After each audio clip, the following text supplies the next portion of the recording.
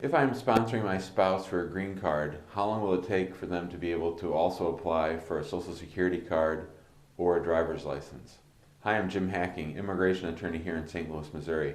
A lot of people who come to see us to get that marriage-based green card want to know when can the foreign spouse obtain a driver's license from the state of Missouri or a Social Security card from the Social Security Administration. And the answer to that question is it's once you get the work authorization card. So in the typical marriage-based visa case, we always apply not only for the green card, we also apply for work authorization and a travel document. And so after you get the work authorization, you can then go to the state of Missouri and obtain a driver's license. You can also go to the Social Security Administration at that point and obtain a Social Security card for your spouse. You're going to need that Social Security number to be able to start working along with the EAD. Missouri and most other states won't just give out driver's licenses to people here on, say, visitor visas.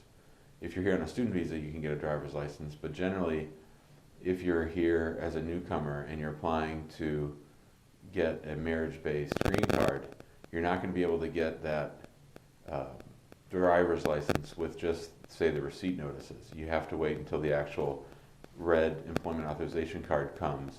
You can then take that down to the state licensing office and obtain a driver's license.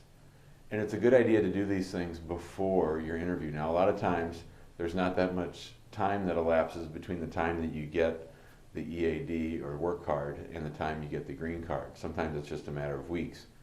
But it really can make a big difference. There's some officers who put a lot of stock into having people have proper identification, and when you go for your interview, they're going to ask you for your state driver's license. So to the extent that you can get that beforehand, before that interview, that's a good thing. So once you get that EAD, you want to go get a driver's license as quickly as you can. If you can't get a driver's license because you can't drive or for some other reason, you at least want to get a state ID that shows that you're living at the same address as your spouse. Not only is it proof that you have proper state ID, but it's also another piece of proof that you have a shared life with your spouse living at the same address. Sometimes if you have driver's licenses at different addresses, the Immigration Service gets a little bit puzzled by that.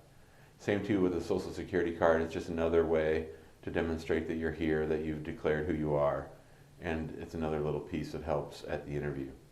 If you have any questions about this, about driver's licenses or Social Security cards and how they come into play with the overall spouse visa application process, feel free to give us a call, 314-961-8200, or you can shoot me an email, jim@hackinglawpractice.com. Thanks a lot.